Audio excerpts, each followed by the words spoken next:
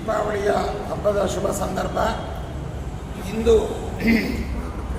ಜಲಪೂರ್ಣ ತ್ರಯೋದಶಿ ಎಂಬುದಾಗಿ ಶಾಸ್ತ್ರದಲ್ಲಿ ಈ ದಿನದ ಮಹತ್ವವನ್ನು ತಿಳಿಸಿಕೊಟ್ಟಿದ್ದಾರೆ. ನಾಳೆಯ ನರಕ ಚತುರ್ದಶಿಯ ಶುಭ ಪರ್ವಕಾಲಕ್ಕೆ ಪ್ರತಿಯೊಬ್ಬರೂ ಕೂಡ ಷಟ್ಕಾಲದಲ್ಲಿ ಇದು ಅಭ್ಯಂಗನ, ಅದೇ ರೀತಿಯಾಗಿ ನಾರೀಕೃತ ನೀರಾಂಜನ, ವಿಶೇಷವಾದಂತಹ ಭಗವಂತನ ಪೂಜೆ, ತುಳಸಿ ಗೋಪೂಜೆ ಇತ್ಯಾದಿಗಳನ್ನೆಲ್ಲವನ್ನು ಆಚರಿಸುವ ಮೂಲಕವಾಗಿ ನರಕ ಚತುರ್ದಶಿಯ ಹಬ್ಬವನ್ನು ಎಲ್ಲರೂ ಕೂಡ ಆಚರಿಸಬೇಕು.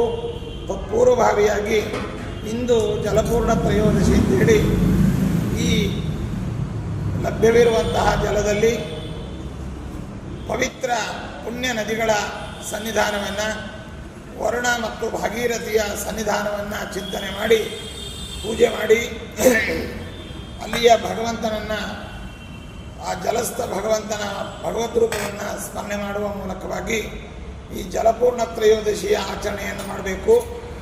ಅದರ ಅಂಗವಾಗಿ ನಮ್ಮ ರಾಘವೇಂದ್ರ ಸ್ವಾಮಿಗಳವರ ಮಠದ ಪ್ರಧಾನ ಶಾಖಾ ಮಠವಾದಂತಹ ಜಯನಗರದ 5ನೇ ಬಡಾವಣೆಯಲ್ಲಿ ಇಂದು ಜಲಪೂರ್ಣ ತ್ರಯೋದಶಿ ನಿಮಿತ್ತವಾದಂತಹ ಗಂಗಾ ಭಾಗೀರಥಿ ಪೂಜೆ, ಅದೇ ರೀತಿಯಾಗಿ ವರ್ಣಪೂಜೆ, ಸಕಲ ನದಿಗಳ ಆವಾಹನೆ, ಪ್ರಾರ್ಥನೆ, ಪೂಜೆ ಇವುಗಳನ್ನು ಚತುರೀಗಮೂರ್ತಿ ಬ್ರಹ್ಮಕರಾರ್ಚಿತ ಮೂಲರಾಮದೇವರ ದಿವ್ಯ ಸನ್ನಿಧಾನದಲ್ಲಿ ಶ್ರೀಮದ್ ಆಚಾರ್ಯರಿಂದ ಮೊದಲು ಮಾಡಿಕೊಂಡು ನಮ್ಮ ಗುರುಗಳ ತನಕ ಎಲ್ಲ ಗುರುಗಳ ದಿವ್ಯ ಸನ್ನಿಧಾನದಲ್ಲಿ ಇಲ್ಲಿ ನಾವು ಆಚರಿಸಿದ್ದೇವೆ.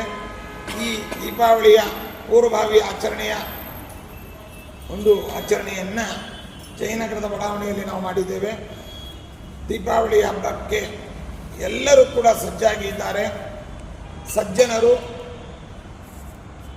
ಕತ್ತಲಿನ ಬಾಧೆಯಿಂದ ಬಳಲ್ತಾ ಇದ್ದಂತಹ ನರಕಾಸುರನ ಒಂದು ಸೆರೆಯಲ್ಲಿ ಸಿಲುಕಿರತಕ್ಕಂತಹ ಅವರನ್ನು ವಿಮುಕ್ತಿಗೊಳಿಸಿ ಶ್ರೀ ಕೃಷ್ಣ ಪರಮಾತ್ಮ ಅನುಗ್ರಹಿಸಿರತಕ್ಕಂತಹ ಪರಮ ಪವಿತ್ರವಾದಂತಹ ನರಕ ಚತುರ್ದಶಿ ಅಂದರೆ ನರಕಾಸುರನನ್ನು ಸಂಹಾರ ಮಾಡಿ ಸಜ್ಜನರನ್ನು ಉದ್ಧಾರ ಮಾಡಿರ್ತಕ್ಕಂಥ ಶುಭ ಸಂದರ್ಭದ ಆಚರಣೆಯನ್ನು ನಾವೆಲ್ಲ ಮಾಡ್ತಾ ಇದ್ದೇವೆ.